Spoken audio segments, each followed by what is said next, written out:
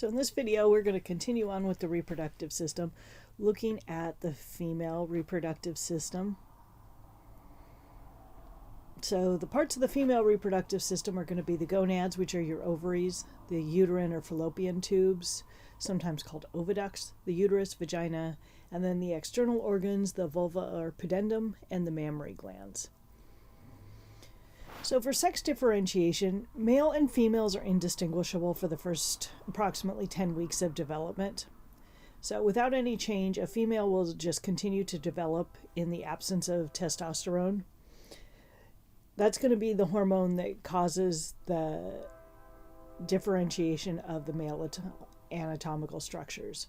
So that's triggered by the SRY gene, the sex determining region of Y, which is going to regulate a lot of the other genes on the Y chromosome. So a lot of the structures come from the same tissues. They all come from the same tissues. They will just change how they're going to develop. So in the male, what forms the testes would form the ovaries in the female. What would form the sperm in the male would form the egg in the female. The scrotum in the male, the labia majora in the female, and the penis in the male, the clitoris in the female. So there'll be several pictures in here. This is just a side view here of the female. So we've got the uterus, an ovary, the uterine tubes, the bladder, and the urethra, which you can see is much shorter in the female. So the ovaries are paired glands. They're homologous to the testes. They're going to produce the gametes. The secondary oocytes that develop into the mature ova do that after fertilization. The important hormones here for the female are progesterone, estrogens, inhibin, and relaxin. There's a series of ligaments that are going to hold the ovaries in place. The broad ligament, it's an extension of the peritoneum. It spreads out on both sides of the uterus, the ovaries, and the fallopian tubes. It's going to attach to the wall as well. The mesovarium is going to be peritoneal folds that will attach the ovary to the posterior surface of the broad ligament. And then the ovarian ligament is going to go from the ovary to the superior margin of the uterus. It's going to have the ovarian arteries, veins, and nerves that will enter through this ligament. And then the suspensory ligament is going to go from the mesovarium to the body wall, and it will have ovarian arteries, veins, and nerves. So things are not just randomly moving around in there. You do have a series of ligaments that are going to hold everything in place. So here you can see the suspensory ligament. Over here you've got the broad ligament. Down here would be the round ligament and the ovarian ligament.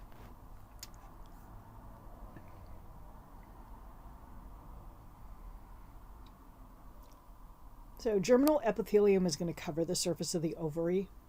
It does not give rise to the ova. The cells that arise from the yolk sac and migrate to the ovaries do. The tunica albuginea is going to be the ovarian cortex. And then you've got the ovarian follicles and stromal cells.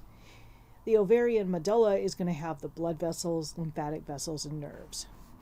So your ovarian follicles are going to be in the cortex, and they're going to consist of the oocytes in their various stages of development. The cells surrounding are going to nourish that developing oocyte and then secrete estrogens as the follicle grows. So your mature or Gravian follicle is going to be the large fluid-filled follicle that gets ready to be expelled as a secondary oocyte during ovulation.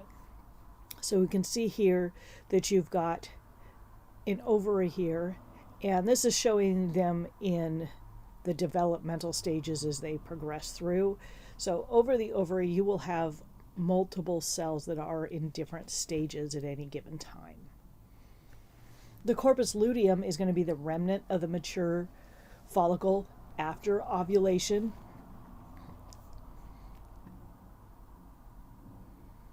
So here you can see a corpus luteum, and that's going to produce progesterone. You'll also have some estrogens, relaxin, and inhibin that will come from it until it degenerates into the corpus albicans.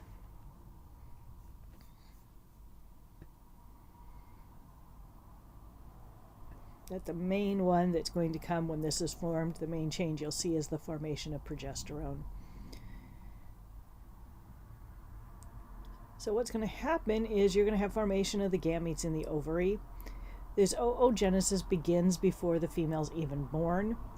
It's essentially the same steps of meiosis that we see in spermatogenesis, except we're not going to keep as many cells. So during early fetal development, your primordial germ cells are going to migrate from the yolk sac to the ovaries. Then they will differentiate into the oogonia, those diploid stem cells. Before birth, most of these germ cells are going to degenerate. We call it atresia. A few of them will develop into primary oocytes that will enter meiosis 1 during fetal development. And then each gets covered by a single layer of flat follicular cells to become your primordial follicle. So in the males, they're constantly producing new sperm cells. For females, they've all started before birth. And for a female, the number of cells is going to drastically decrease throughout her lifetime, but they are a much larger cell. And so for a male, it takes multiple sperm to actually lead to fertilization. For a female, you have one large egg that has the opportunity for fertilization.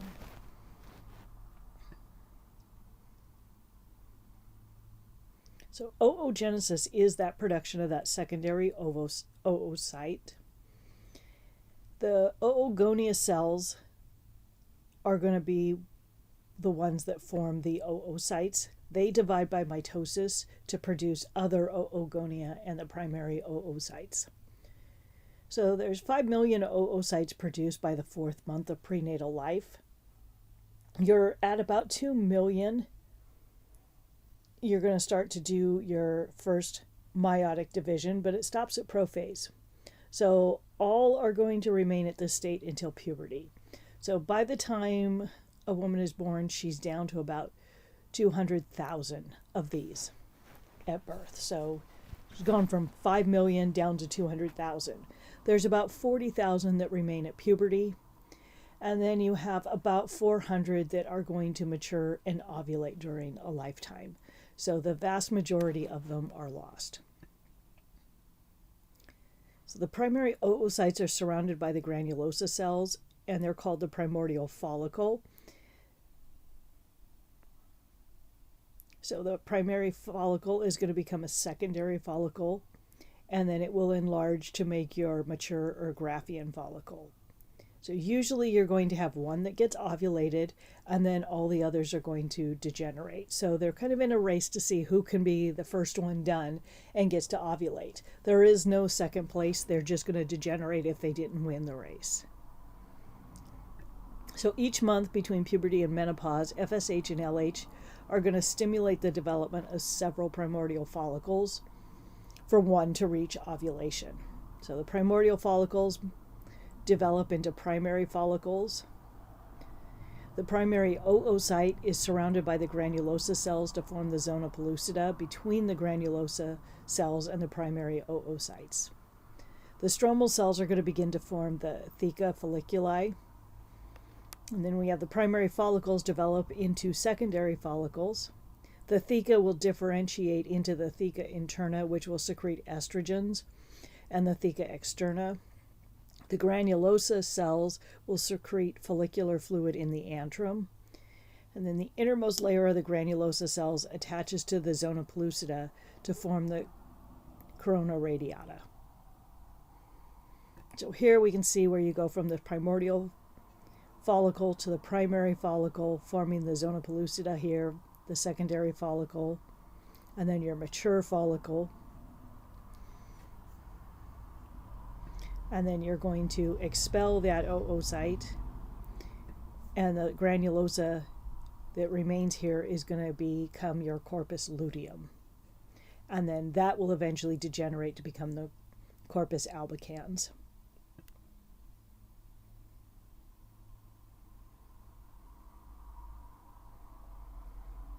So just before ovulation, that diploid primary oocyte completes meiosis 1.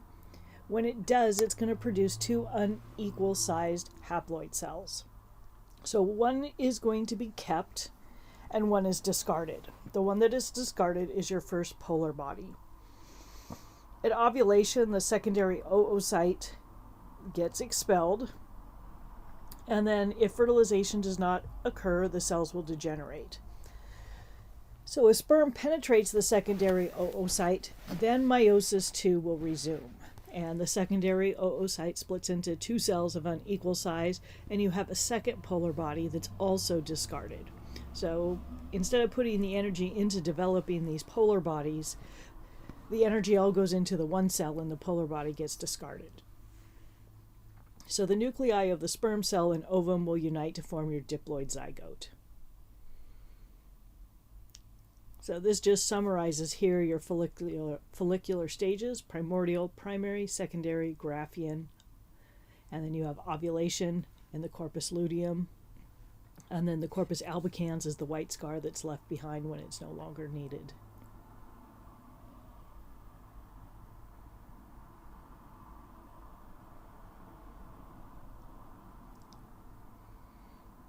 So this is just showing overall anatomy here with the ligaments once again.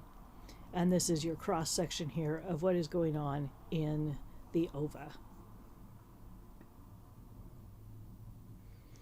So oogenesis does not continue throughout life like it does for spermatogenesis.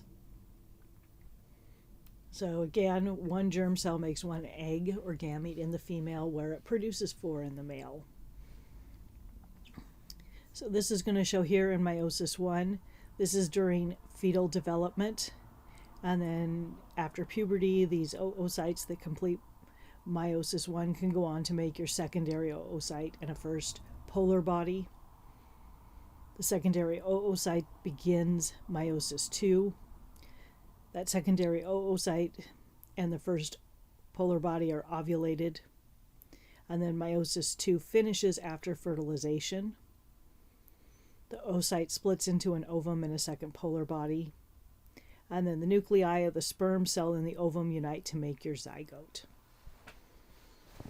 So when we look at the different cycles here in the female, there's the ovarian cycle that's going to be coordinated with the uterine cycle for a combined female reproductive cycle. So in these notes, it's going to seem a little bit repetitive because we're going to look at each of these individually, but you also touch on things that are going on at the same time in the other cycles. So this is just another table here showing oogenesis and development of the follicle, things that go on in the fetal period, things that go on between puberty and menopause, and what the cells look like in the different states.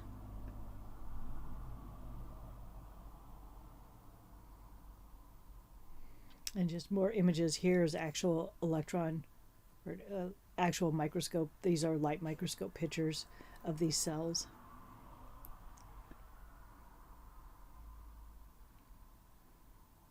And then this is showing ovulation actually happening here. So ovulation is actually a process. Some women are able to feel it occurring. So in the ovarian cycle, we have a couple of phases. In the follicular phase, your primary oocytes that are on the outer part of the ovarian cortex and the follicle around them make the primordial follicle in clusters that we call egg nests. The follicular phase is pre-ovulatory. The follicle cells become the granulosa cells, and they work with that surrounding theca cells to produce the estrogens. So the secondary follicles form when the granular cells secrete follicular fluid. So the tertiary follicle forms when the follicle becomes enlarged and the oocyte breaks free into the antrum. So gonadotropin-releasing hormone from the hypothalamus will stimulate FSH and LH from the anterior pituitary. Just prior to ovulation, LH is going to cause that primary oocyte to complete meiosis I and start meiosis II. So this table here allows you to see what's going on with the different hormones. So you've got the pituitary and ovarian hormones here.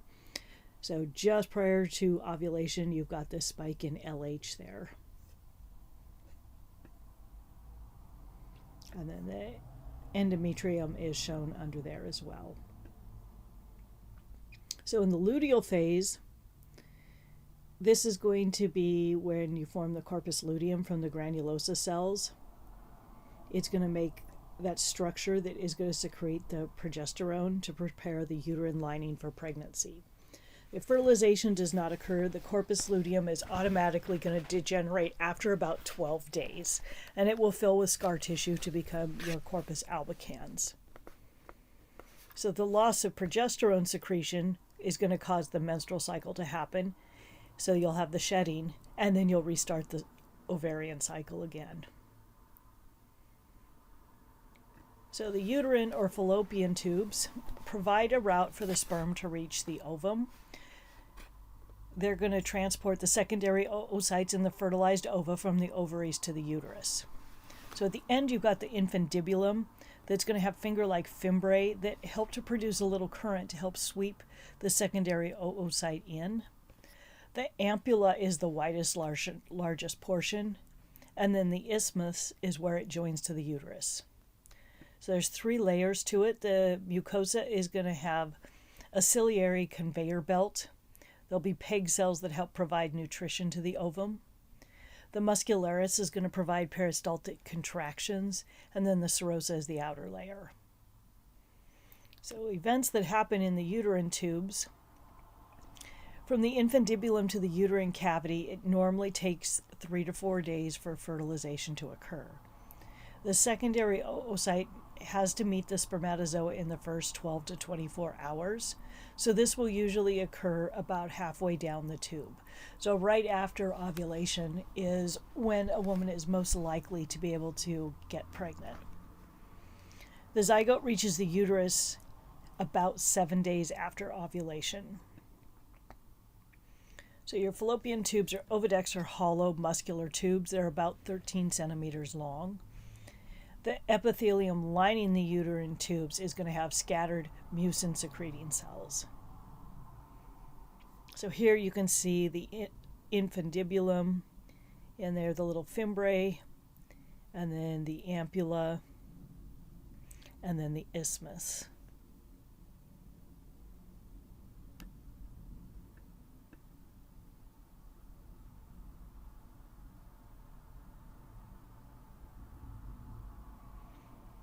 So here we have an electron microscope picture, and then we have a light microscope picture here. You can see the cilia on there, the non-ciliated peg cells.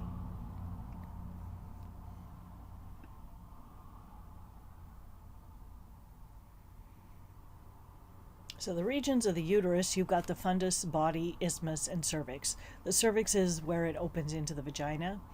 The normal position is anteflexion, so it's going to be located anterior and superior over the bladder. There's ligaments to help maintain this position. You've got the broad, uterosacral, cardinal, and round ligaments. It's got 3 layers to it.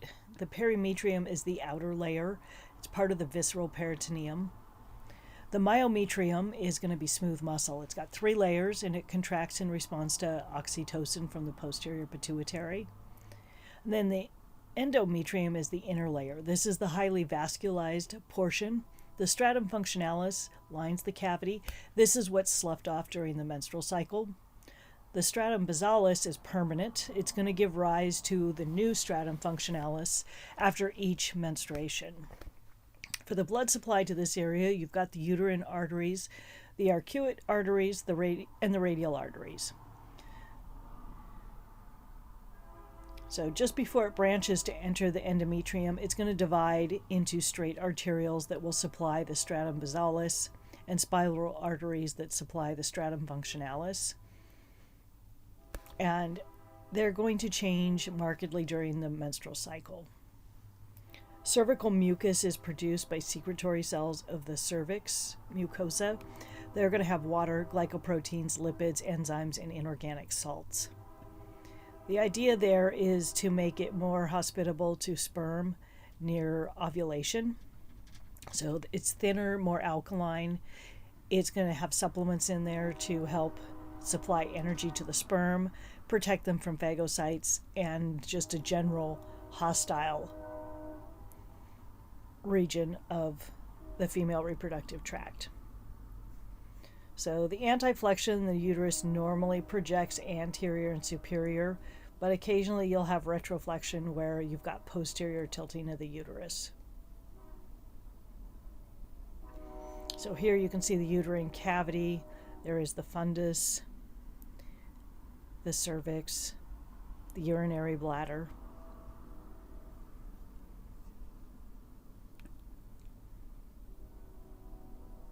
So the endometrium is going to have simple columnar epithelium. The stroma of the connective tissue and endometrial glands are there. The stratum functionalis is the part that's shed. Stratum basalis is permanent, that's going to replace that stratum functionalis each month. So you can see here the difference in the tissue.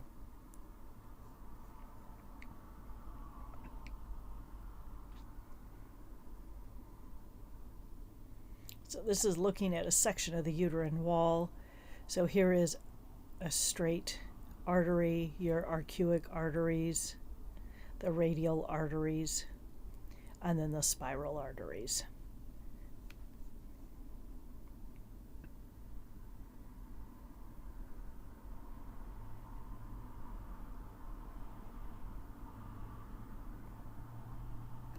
Then we've got the uterine artery here, so this is showing it from a little bit pulled out scale.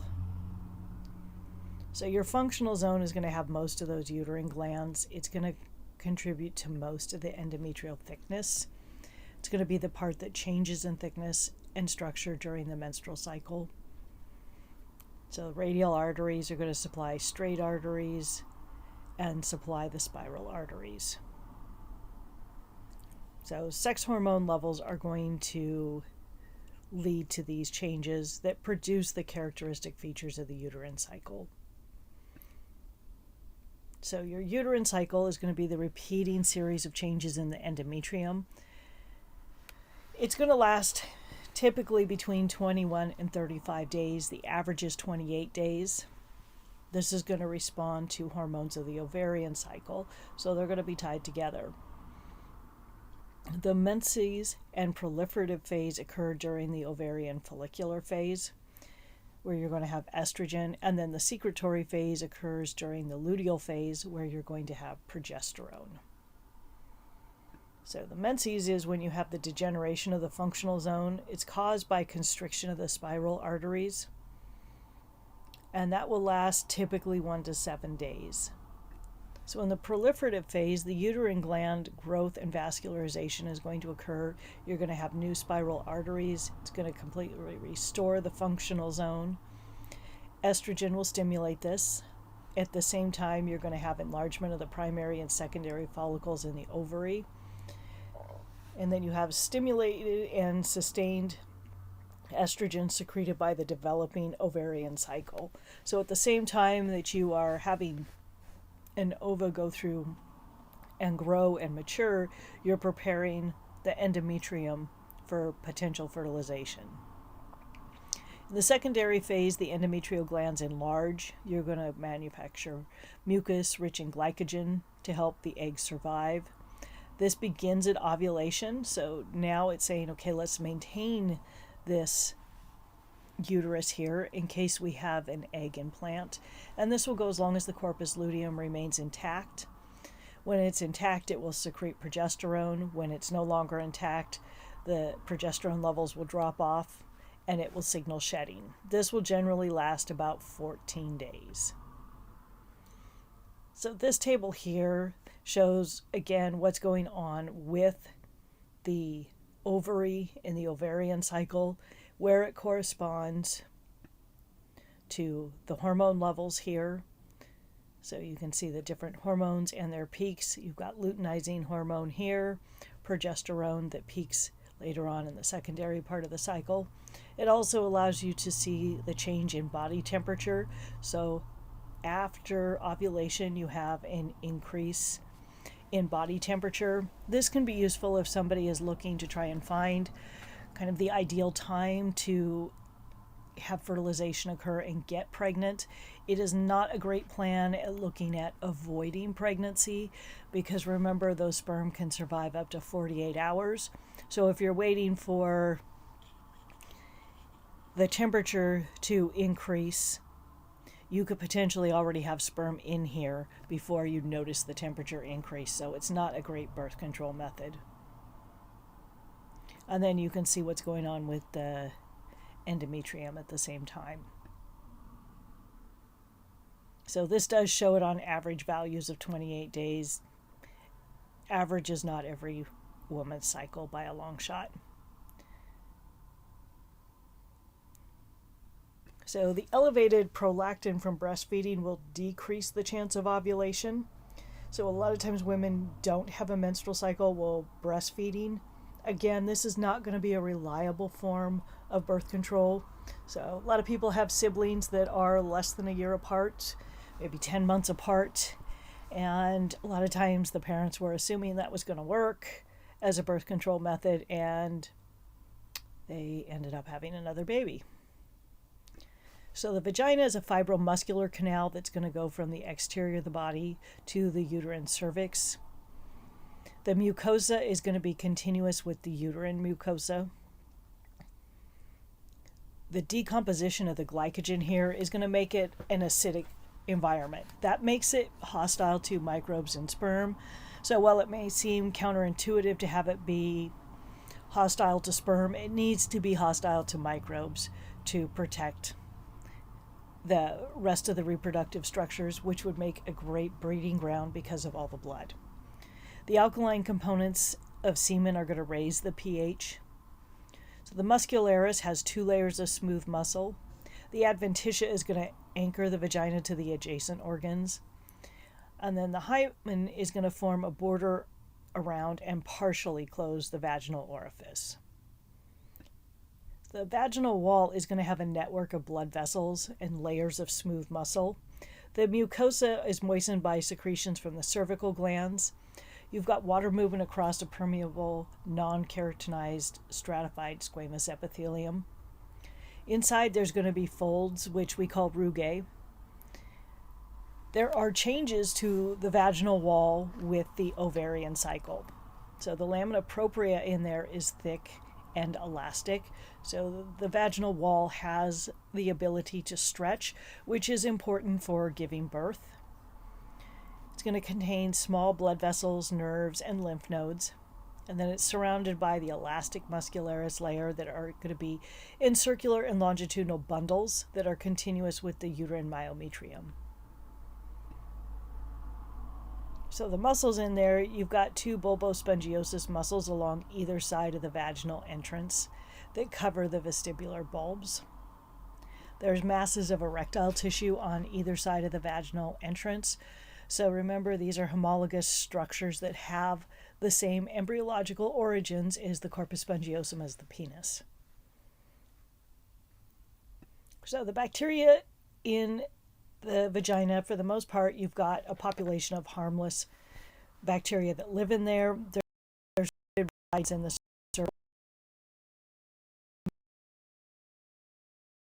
to restrict the growth of a lot of pathogens. The acidity has to be neutralized by the semen or the sperm will die.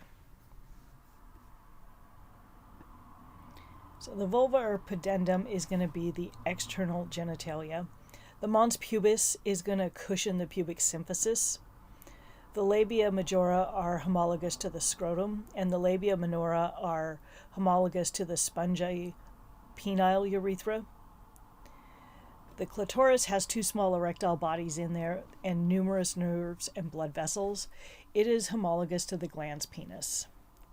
The vestibule is the region between the labia minora. So the external urethral orifice is going to have the openings of several ducted glands in the vaginal orifice. The bulb of the vestibule is going to have 2 elongated masses of erectile tissue on either side of the vaginal orifice.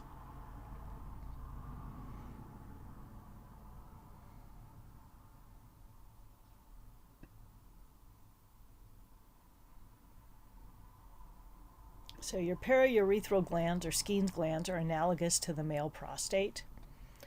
They're going to discharge into the urethra near the external opening. So your vestibular glands, you've got the lesser vestibular glands that secrete lubricant to the exposed surface of the vestibule near the urethra. And then the greater vestibular glands, or sometimes called Bartholin's glands, are similar to the bulbourethral glands in males. They're going to secrete a mucus into the vestibule near the vaginal entrance. So they're located at about 5 and 7 o'clock, and these are going to be activated during sexual arousal.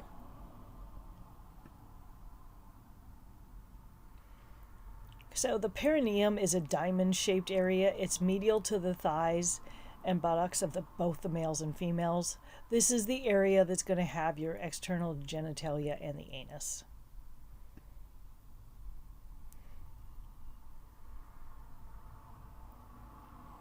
So looking at the breast and mammary glands, the nipple is going to have the opening of the lactiferous ducts. The areola is going to be the pigmented area. And then the mammary glands are actually modified sudoriferous glands. So if you remember, sudoriferous glands are sweat glands that are going to produce milk. There's 15 to 20 lobes divided into lobules that will have your alveoli, which are your milk secreting glands. So you can see here where you've got the mammillary ducts, and then you're going to have your lobules. And then a lot of the tissue around it is just fat tissue.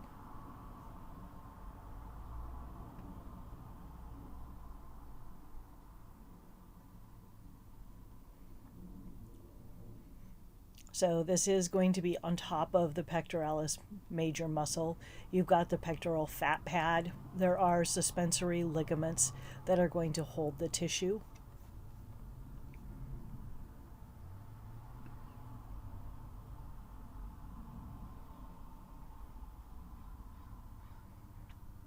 So here you can see a comparison between an inactive and an active mammary gland.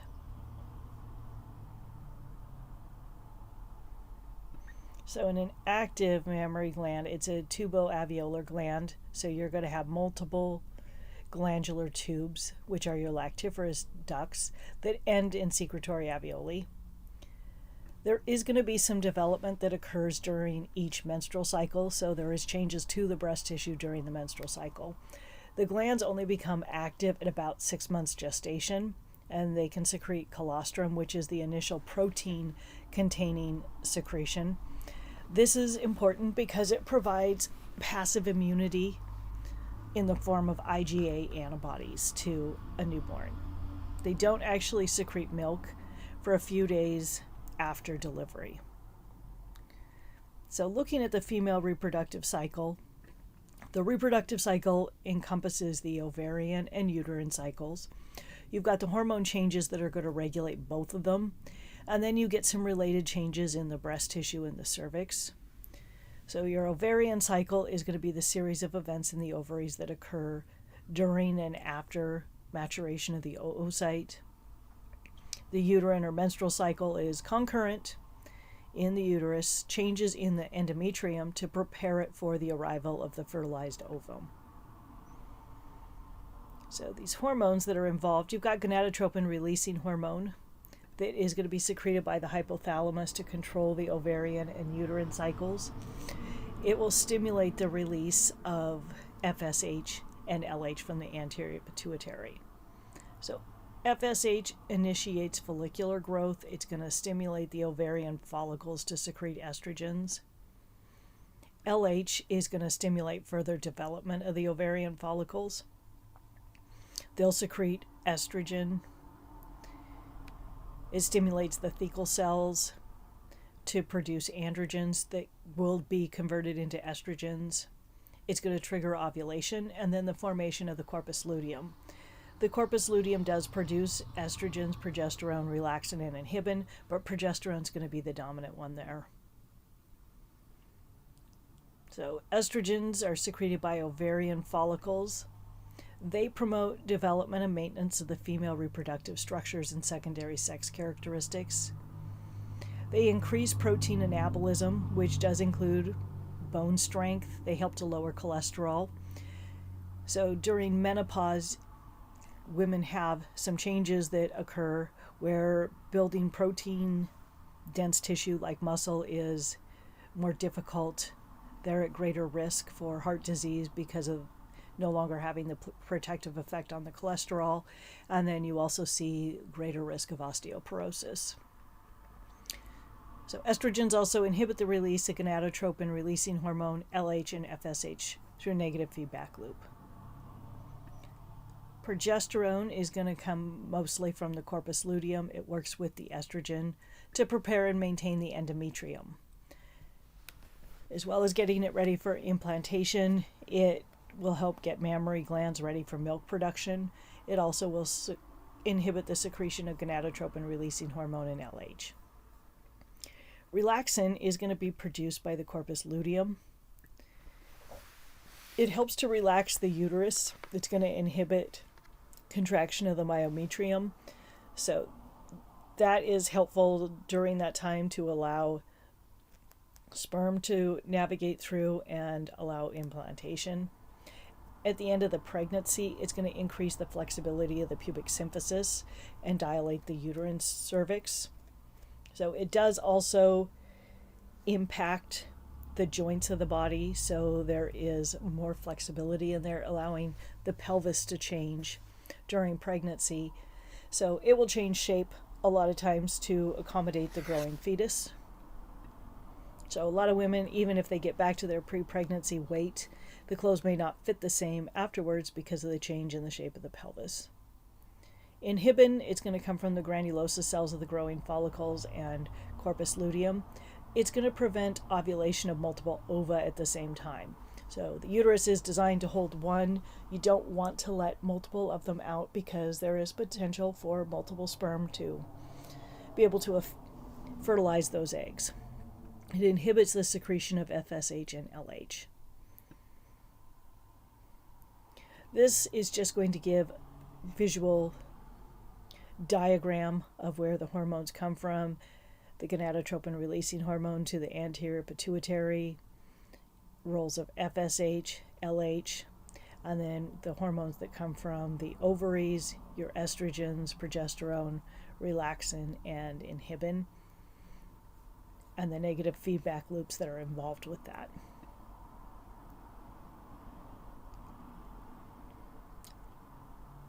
And this just puts their functions in a table.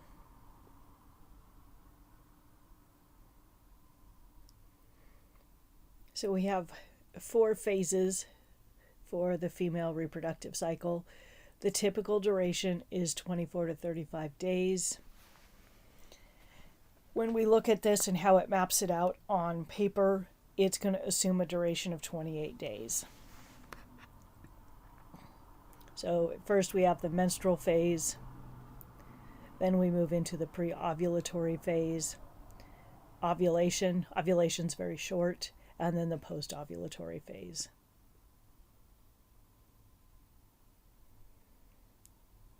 So again, this is just another one of those tables that shows where these occur. This is going to show the endometrial changes during those different phases, the uterine cycle, the changes in body temperature as well. So your menstrual phase is roughly the first 5 days of the cycle. The first day of menstruation we consider day 1 of a new cycle. So in the ovaries, FSH is going to have influence here. Several primordial follicles are going to develop into primary follicles and then secondary follicles. So that process takes months. The follicles that begin to develop in one cycle may not actually mature for several cycles later.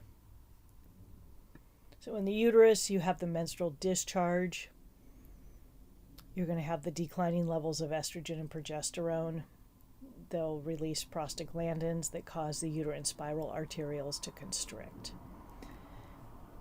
So the cells are deprived of oxygen and begin to die, so that all you'll have left is the stratum basalis. The preovulatory phase, a little bit more variable in length. It can be 6 to 13 days in a 28-day cycle. In the ovaries, secondary follicles begin to secrete estrogen and inhibin. You're going to have the dominant follicle that's going to outgrow all the others. Estrogens and inhibin of the dominant follicle decrease the FSH so that the other follicles will stop growing. Again, you don't want to have multiple of them. Your fraternal or non-identical twins is when you have 2 or 3 secondary follicles become codominant and are ovulated and fertilized at the same time. Normally what should happen is one will become dominant. It will become your Graafian follicle. So in the ovarian cycle, the menstrual and preovulatory phases are called the follicular phase because the follicles are growing. So in the uterus, estrogens stimulate the repair of the endometrium. The stratum basale cells undergo mitosis to make a new stratum functionalis. The thickness of the endometrium is going to double. And in your uterine cycle, this preovulatory phase is proliferative because the endometrium is proliferating. So ovulation, this is when you're going to have the rupture of that mature follicle to release the secondary oocyte.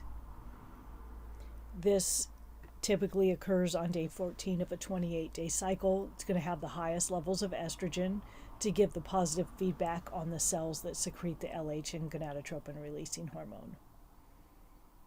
This just shows that negative feedback loop happening here.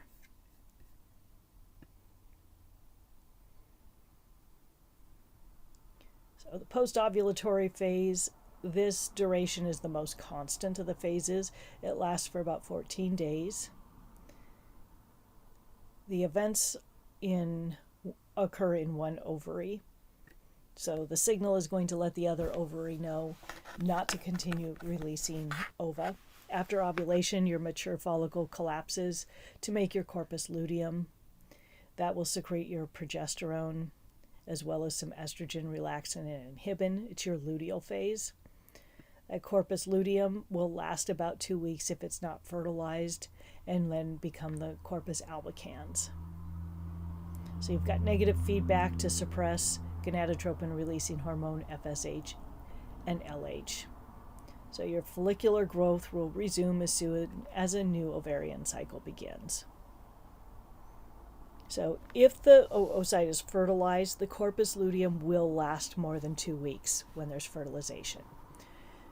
So your human chorionic gonadotropin is produced by the chorion of the embryo after about 8 days after fertilization. That stimulates the corpus luteum to stick around. So that is also the hormone measured in pregnancy tests. We say at about 8 days. There is a little bit of variation in there. If you have a negative pregnancy test, it does not necessarily mean not pregnant. If it was taken too early, it just may mean that the HCG has not shown up yet. Positive pregnancy tests, they are pretty reliable. So in the uterus, progesterone and estrogens produced from the corpus luteum are going to cause that endometrium to grow. You're going to have secretory of the endometrial glands, so we call it the secretory phase. The changes peak about a week after ovulation, when you would expect a fertilized ovum to arrive. So if fertilization doesn't occur, progesterone and estrogen levels decline. You'll have the corpus luteum degenerate. And then when those levels go down long enough and low enough, it will cause menstruation. And the fun begins all over again. So in order for the male reproductive system to be successful, the sperm count has to be adequate. The semen has to have the correct pH and nutrients to support the sperm. And then erection and ejaculation have to function properly. For the female reproductive system to properly function, the uterine and ovarian cycles have to coordinate properly.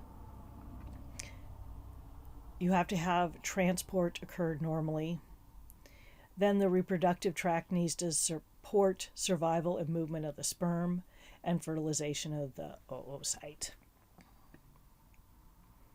So menarche is the first occurrence of the menstrual cycle. Menopause is the time that marks the end of the menstrual cycles, and they say the menstrual cycle needs to be gone for 12 months for it to be considered into menopause. Perimenopause is the transition time around menopause. So the whole process of menopause is not necessarily a quick one under nature. It can last 2 to 10 years. So during this time frame, a female can have very irregular menstrual cycles. So if it's menopause triggered by a hysterectomy, then they have a pretty abrupt end, but otherwise they tend to not have an abrupt end. Amenorrhea is the absence of menstruation, and dysmenorrhea is pain or cramping during the menstrual cycle. And that is the reproductive system.